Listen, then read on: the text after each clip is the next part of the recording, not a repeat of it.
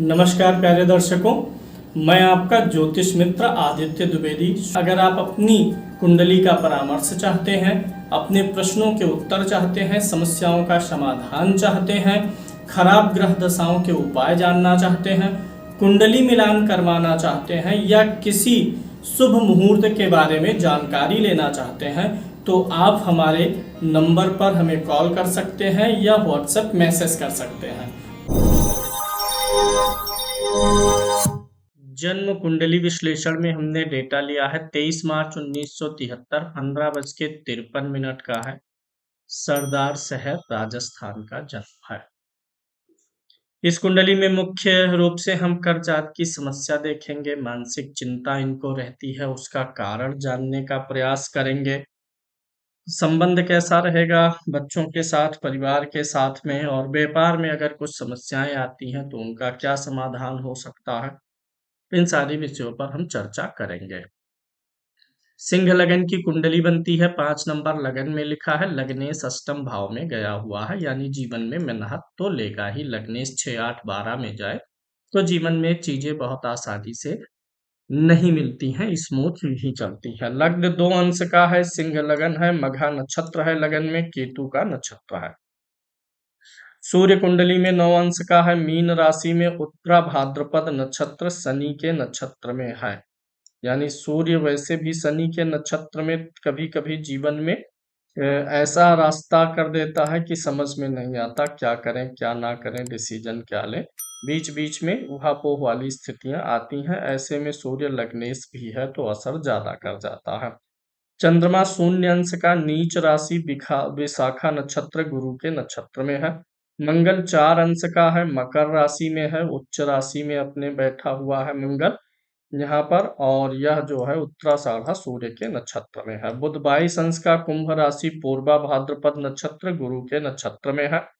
गुरु 12 अंश का, मकर राशि, श्रवण नक्षत्र चंद्रमा के नक्षत्र में है। शुक्र 4 अंश का, मीन राशि यानी उच्च राशि में है, अस्त भी है, उत्तरा भाद्रपद नक्षत्र शनि के नक्षत्र में है। शनि 21 अंश, वृषभ राशि, रोहिणी नक्षत्र चंद्रमा के नक्षत्र में है। राहु 19 अंश का, धनु राशि, पूर्वाषाढ़ा नक्षत्र शुक्र के नक्षत्र में है। केतु 19 अंश, मिथुन राशि, आद्रा नक्षत्र और राहु के नक्षत्र में बैठा हुआ है। सिंह लगन की कुंडली में पहला कारक ग्रह सूर्य होता है, दूसरा कारक ग्रह बृहस्पति होता है और तीसरा कारक ग्रह मंगल होता है। लगन का स्वामी सूर्य अष्टम भाव में आया हुआ है और इसको साथ मिला है शुक्र का। लग्नेश और दशमेश की युति अष्टम भाव में है, तो इनको चीजों को गहराई से, मतलब जीवन में सुख सफलता का मार्ग जीवन में गहराई से खोद के निकालना पड़ेगा। अष्टम भाव जो है छिपे हुए रहस्य का भाव है, गहराई है, डार्क प्लेस है, तो इनको जीवन में हर चीजों के लिए सुख आसानी से नहीं मिलेगा, अंदर भीतर से खोद के निकालना पड़ेगा। यानी चीजों को इस भौतिक संसार में इनको पाने के लिए मेहनत करना पड़ेगा। द्वितीय भाव का स्वामी बुध होगा और बुध एकादश भाव का भी स्वामी होगा। धनेश लाभेश होकर के बुध सप्तम भाव में बैठा हुआ है। सप्तम भाव व्यापार का भाव होता है और धनेश लाभेश व्यापार भाव में बैठे हुए हैं बुध महाराज, तो मदद करेंगे। अब बुध जो है गुरु के नक्षत्र में भी बैठा हुआ है। यहाँ देखिए गुरु छठे भाव में है, व्यापारिक रूप से व्यापार आदि के लिए लोन और कर्जा वगैरह भी लेना पड़ सकता है, क्योंकि गुरु छठे में है। नक्षत्र स्वामी बुध का छठा भाव रोग ऋण शत्रु का है। कुछ बाधाएं भी आएंगी गुरु जब यहाँ पर नीच का है, लेकिन मंगल उच्च का है, तो शत्रुओं द्वारा या कुछ लोगों के द्वारा कामों में अड़ंगा लगाया जाएगा, फिर मंगल उनका समाधान भी कर देंगे। तो बुध यहाँ पर व्यापार के लिए अच्छा है, कुछ न कुछ पैसे का लेन देन फंसेगा, उधार वगैरह या लोन वगैरह रहेगा।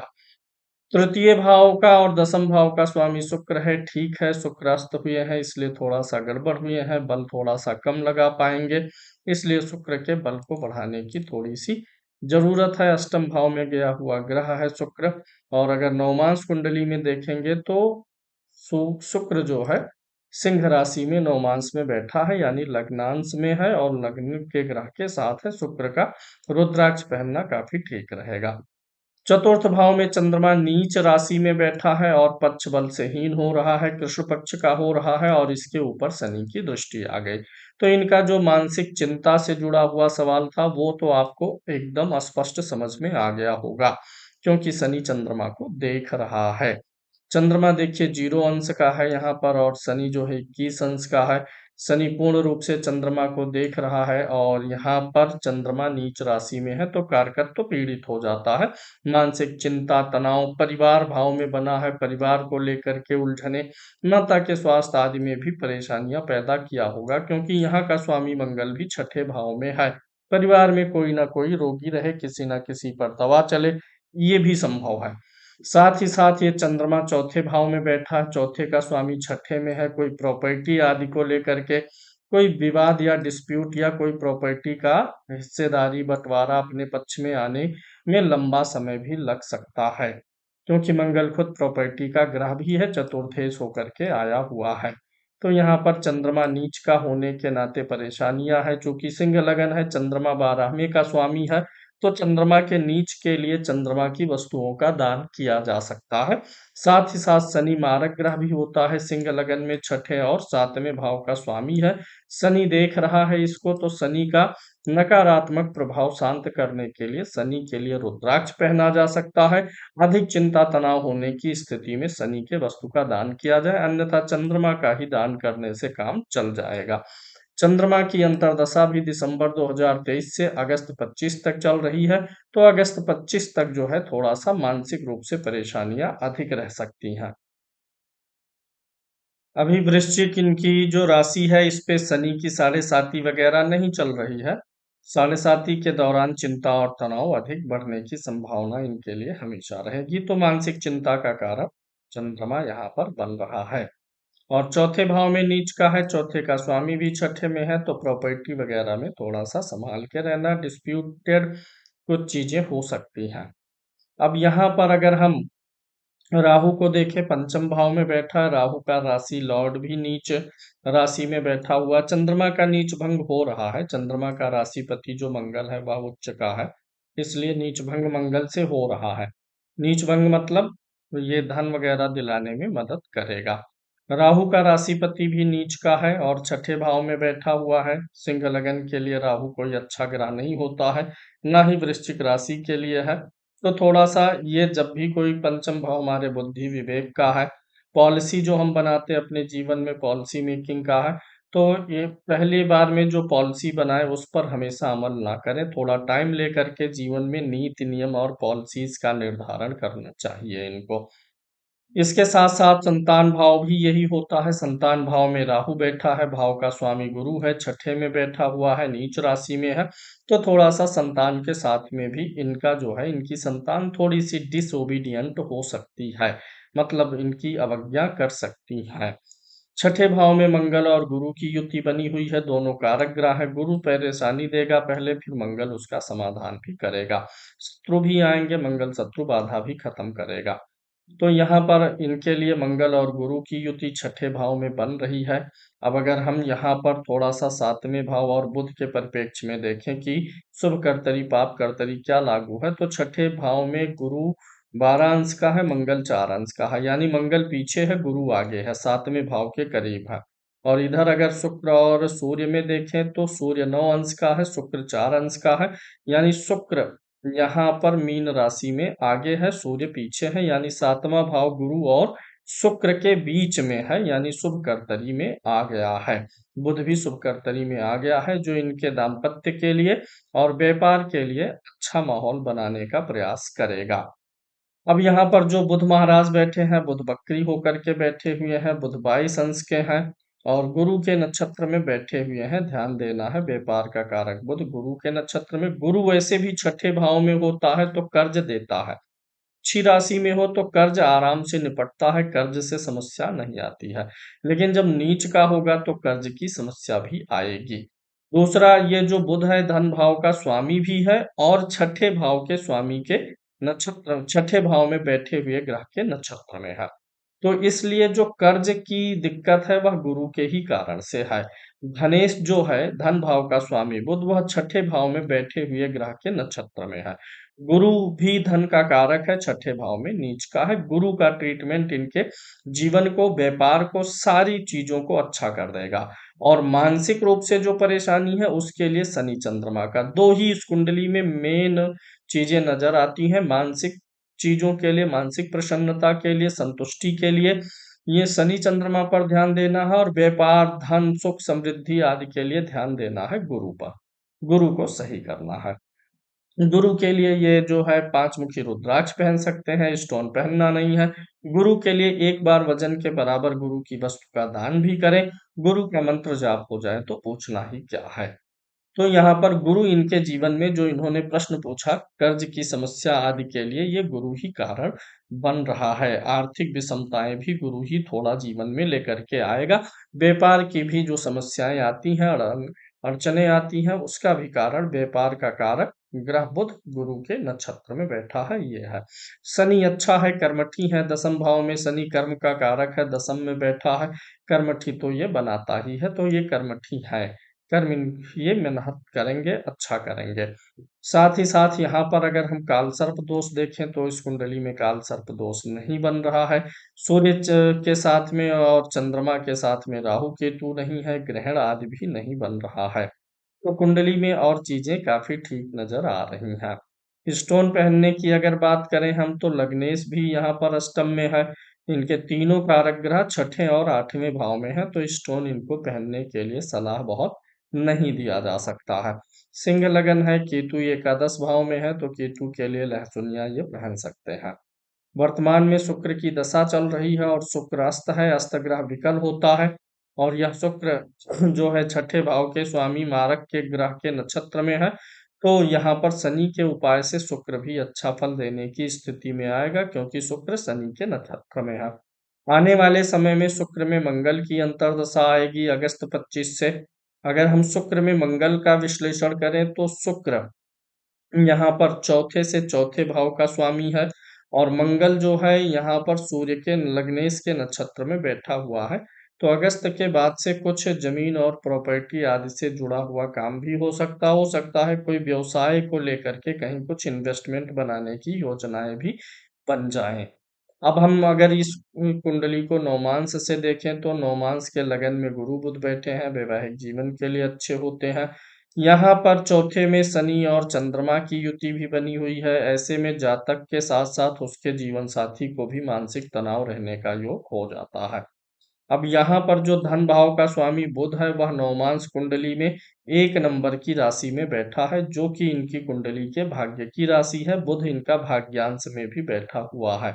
तो बुध अगर गुरु के नक्षत्र के दुष्प्रभाव से मुक्त होगा तो और भी बेहतर प्रदर्शन इनको करेगा, और भी अच्छा रिजल्ट इनको प्राप्त करेगा।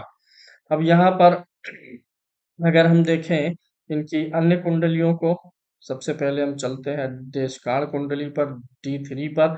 क्योंकि मूल रूप से चंद्रमा नीच का है और गुरु नीच का है, तो हमें चेक करना है कि कहीं गुरु और चंद्रमा बार बार वर्ग कुंडलियों में भी तो नीच के नहीं है। D3 में चंद्रमा यहाँ पर नीच का है, लेकिन यहाँ पर मंगल उच्च का है, यानी मंगल तो ज्यादा जगहों पर ठीक है, गुरु भी यहाँ पर ठीक है। D3 में यहाँ पर केतु और बुध बैठे हुए हैं। कभी ये अधिक मेहनत कर देते हैं, और कभी कभी फिजिकली बहुत ज्यादा जो है शांत हो जाते हैं। कभी बहुत मेहनत करेंगे, मूड बन जाएगा, कभी शांत रहने वाले हो जाएंगे, थोड़े दिन शांत रहेंगे। इसलिए इनको अपने कार्यों में और मेहनत में निरंतरता लाने की जरूरत दिखाई दे रही है। चतुर्थांश कुंडली देखें तो यहाँ पर गड़बड़ है। लगन कुंडली के चौथे भाव में भी चंद्रमा नीच का है, चतुर्थांश में भी चंद्रमा नीच का आ रहा है। यहाँ भी शनि से इन्फेक्टेड है। यहाँ पर शनि की दृष्टि है लगन में, और यहाँ पर शनि के साथ है। तो कुछ ना कुछ माता, फैमिली, भूमि, भवन, वाहन, जमीन आदि को लेकर के भी तनाव और चिंता की प्राप्ति होते हुए नजर आ रही है। चौथे भाव में नीच का ग्रह हो तो व्यक्ति दूर स्थानों की यात्राएं भी कर जाता है, कभी कभी विदेश आदि जाने के लिए भी संयोग बैठ सकता है। यानी चंद्रमा इस कुंडली में गड़बड़ आ रहा है, क्योंकि ये बहुत जगहों पर या तो नीच का है या तो शनि के इन्फ्लुएंस में है। ये चीज गड़बड़ आ रही है, मानसिक प्रसन्नता में कमी नजर आ रही है। D7 देखते हैं तो D7 का लग्न लॉर्ड सूर्य है, और लग्न लॉर्ड सूर्य बैठे हुए हैं चतुर्थ भाव में, मित्र के घर में बैठे हुए हैं। तो ये चीज तो ठीक है, लेकिन चतुर्थ सप्तमांश से संतान देखते हैं। संतान का सुख चौथे भाव से, यहाँ का स्वामी मंगल पुनः नीच का है। तो संतान से मध्यम स्तर का इनको सुख मिलेगा और संतान थोड़ी अवज्ञाकारी भी रह सकती है। दशमांश देखते हैं जहां से कैरियर के लिए विचार करते हैं। D10 के लगन का जो स्वामी है सूर्य है और सूर्य महाराज कुंडली में बैठे हुए हैं शनि के साथ राशि परिवर्तन करके। तो व्यापार के लिए यह स्थिति ठीक है। द्वितीय भाव में बुध उच्च के बैठे हैं, व्यापार से बुध धन देंगे। मंगल बैठा है, व्यापार के मामले में ये मेहनती भी होंगे, अन्य मामलों में थोड़ा आलस्य भी कर सकते हैं, लेकिन कामकाज के मामले में अपेक्षाकृत थोड़ा ज्यादा श्रम करने की क्षमता रखेंगे। शुक्र के साथ केतु बैठा हुआ है, यह स्थिति भी ठीक है। गुरु यहाँ भी नीच का हो रहा है। वर्गोत्तम है कुंडली, लगन कुंडली सिंह लगन की और दशमांश भी सिंह लगन की है और दोनों ही जगह सेम घर में गुरु नीच का आ रहा है। यानी पकड़ में बात क्या आ रही है, फिर से वही चंद्रमा एक प्रॉब्लम दे रहा है नीच का और एक गुरु प्रॉब्लम इनको दे रहा है। बार बार ये प्रॉब्लम देने की स्थिति में है। गुरु को सही करने से धन की स्थिति, कर्ज की स्थिति, व्यापार की स्थिति, पूरा जीवन ओवरऑल सुधरेगा। चंद्रमा को जो है सही करने से मानसिक स्थिति में अच्छा सुधार आएगा, बढ़िया सुधार आएगा। शुक्र की महादशा है, शुक्र अस्त है, तो शुक्रवार को चावल का भी दान किया करें। हर 2-3 महीने में एक बार 10-12 किलो चावल का दान करते जाएं ताकि शुक्र का जो अस्त प्रभाव है, विकल अवस्था का प्रभाव है, वो नकारात्मक होता है, उससे इनको राहत मिले। शुक्र की महादशा में मंगल की अंतर्दशा थोड़ी बेहतरीन होने वाली है। उसके बाद राहु आएगा, शुक्र में राहु, शुक्र से राहु दसम भाव में बैठा हुआ है और राहु जो है शुक्र के नक्षत्र में भी है, जो कि कर्मेश है, लग्नेश के साथ है। यानी शुक्र में चंद्रमा के बाद अन्य दशाएं जो है थोड़ी अच्छी जाती हुई नजर आ रही हैं।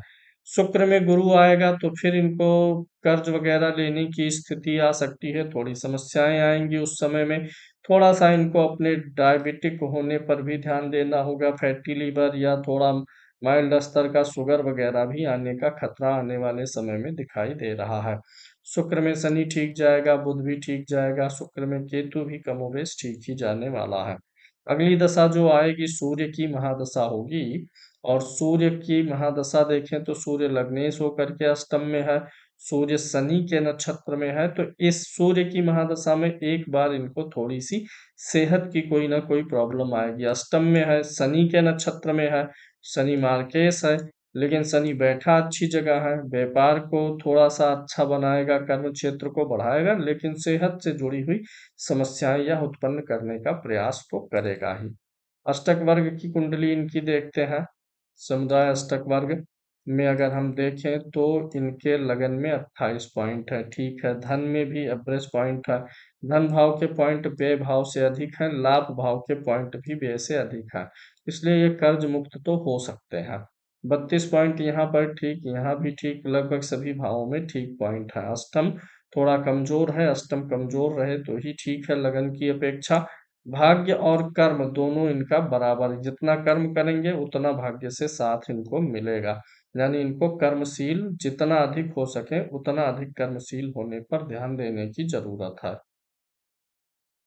अगर हम व्यापार थोड़ा सा जज करने का प्रयास करें तो छठे भाव का स्वामी होकर के शनि यहाँ गया हुआ है।